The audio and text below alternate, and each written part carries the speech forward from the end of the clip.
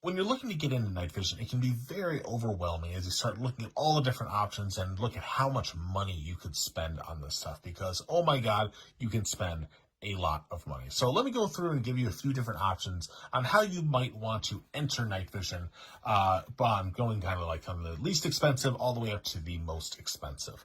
So on the very, very lowest end, if you go on Amazon and search night vision for $200 and less, you'll find plenty of options. Unfortunately, it's garbage stuff, right? It's primarily it's going to be digital night vision. So instead of looking through stuff like this and you see like an actual image, it's going to be like a little computer screen on the inside that's going to be lit up with Gen 1 night vision, meaning that it's basically just a digital camera that can pick up infrared light like any cheap security camera. So it's going to have like a light emitter that's putting out IR light that all other night vision can see, and it's just not great. If you're going hunting, if you just want to be able to see at night to go, try and find that raccoon that's been stealing your trash, sure, fine, go ahead. That's not a big deal. But if you're worried about bad guys and being able to detect them before they detect you, you want to stay away from that really cheap digital night vision stuff.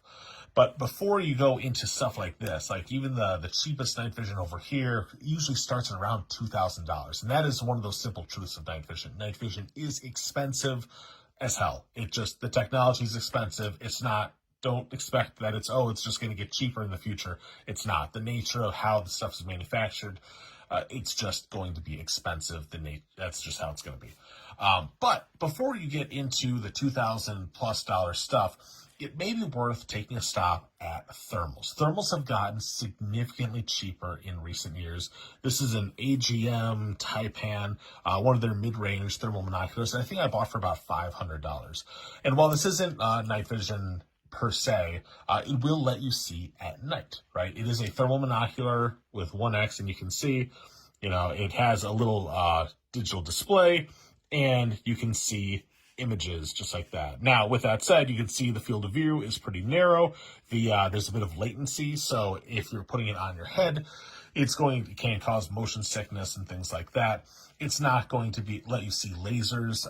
It's not going to be great for looking through optics or anything like that. It's not great for fighting, but it will let you walk through the dark. It will let you identify enemies at night, and you can get versions of this that will go on weapons that are scoped, that will let you shoot weapons. And just because it's a monocular like this doesn't mean that you can't mount it on a helmet. It's not really designed for it. This is just a 3D printed mount, but it is something that you can mount on a helmet.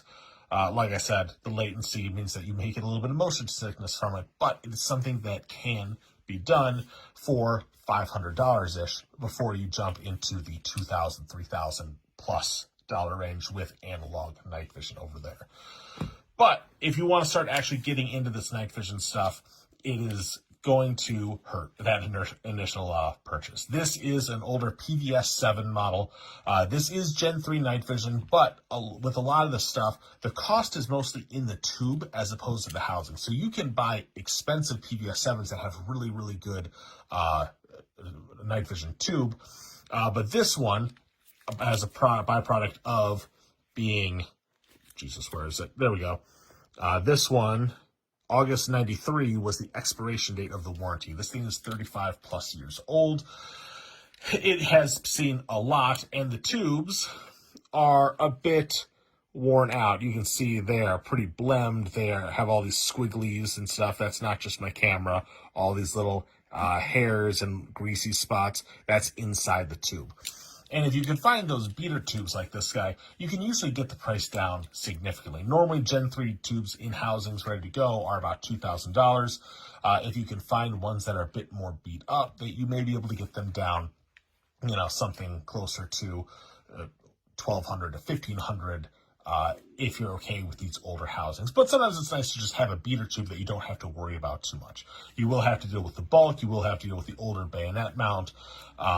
There's a lot of sacrifices that you can make, but before you get into the really expensive stuff, this is a good spot to start to make sure that you're spending your money wisely and getting good value for the return. Because at the end of the day, this is night vision. It will let you see it at night, even if the image isn't perfect quality. It's not like when you start going from, a $2,000 system to an $8,000 system, that doesn't let you see 4 times better at night just because it's 4 times more expensive, right? You get diminishing returns. But if you want to keep going, these are PVS 14s. They are bridged, and I'll talk about why I like to bridge them in the future. But this is a very generic mil-spec style tube. It is a green FOSS, as most night vision stuff people are familiar with. This is a very jack-of-all-trades night vision tube that has been the military powerhouse for decades.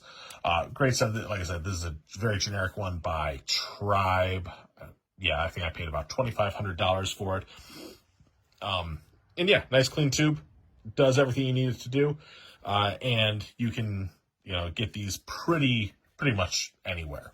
Whereas if you want, like I said, most of the value comes from the actual tube itself. This guy is a high-spec white FOSS tube from Dark Industries that I paid $4,500 for. Now, is this, is this going to let you see in the dark that much better? No, but you are going to get some higher specs when you start spending more and more money.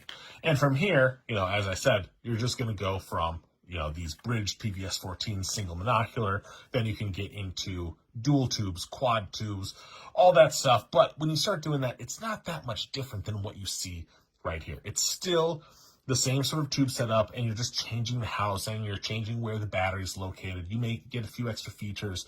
You may be able to pay extra for specs. But beyond this, it's really, you're paying for a lot of conveniences rather than practicality, and you get to those diminishing returns, like you said. Now, I told you I'd talk about the bridge itself. This is a panel bridge from Code 4 Defense. It's their NVB 58 model, and it's called the 58 because it takes your normal 45-degree field of view that you get from the PVS 14s, and because it bridges them. Let me see if I can get it back on quick.